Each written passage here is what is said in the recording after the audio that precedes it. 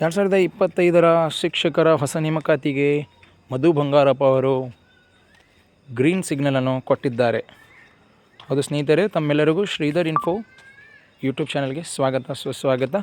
18,000 ಪ್ರಾಥಮಿಕ ಹಾಗೂ ಪ್ರೌಢಶಾಲಾ ಶಿಕ್ಷಕರ ಹುದ್ದೆಗಳನ್ನು ನೇರ ನೇಮಕಾತಿ ಮೂಲಕ ಭರ್ತಿ ಮಾಡಿಕೊಳ್ಳಲು ಶೀಘ್ರದಲ್ಲಿಯೇ ಐತಿಹಾಸಿಕ ಅಧಿಸೂಚನೆ ಪ್ರಕಟಗೊಳ್ಳಲಿದೆ, ನಿರೀಕ್ಷಿಸಿ.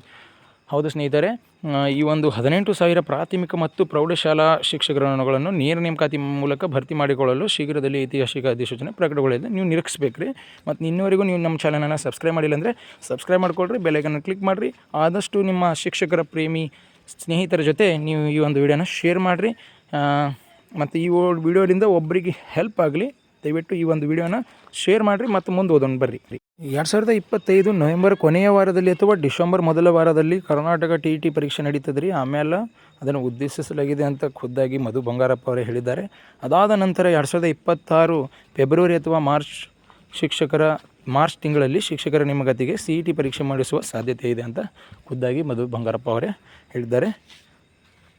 ಮತ್ತು ಇದೇ ರೀತಿ ಡೈಲಿ ಮೋರ್ ಇಂಟ್ರೆಸ್ಟಿಂಗ್ ವೀಡಿಯೋಸ್ಗಳಿಗಾಗಿ ಶ್ರೀಧರ್ ಇನ್ಫೋ ಯೂಟ್ಯೂಬ್ ಚಾನಲ್ಗೆ ಸಬ್ಸ್ಕ್ರೈಬ್ ಮಾಡ್ಕೊಳ್ರಿ. ನಮ್ಮ ಚಾನಲನ್ನು ಬೆಲ್ಲೈಕನ್ನು ಕ್ಲಿಕ್ ಮಾಡಿರಿ ಮತ್ತು ಅತಿ ಹೆಚ್ಚಾಗಿ ಈ ಒಂದು ವಿಡಿಯೋನ ಶೇರ್ ಮಾಡಿ. ನಿಮ್ಮಿಂದ ಒಬ್ಬರಿಗೆ ಒಳ್ಳೆಯ ಸಂದೇಶ ತಲುಪಲಿ.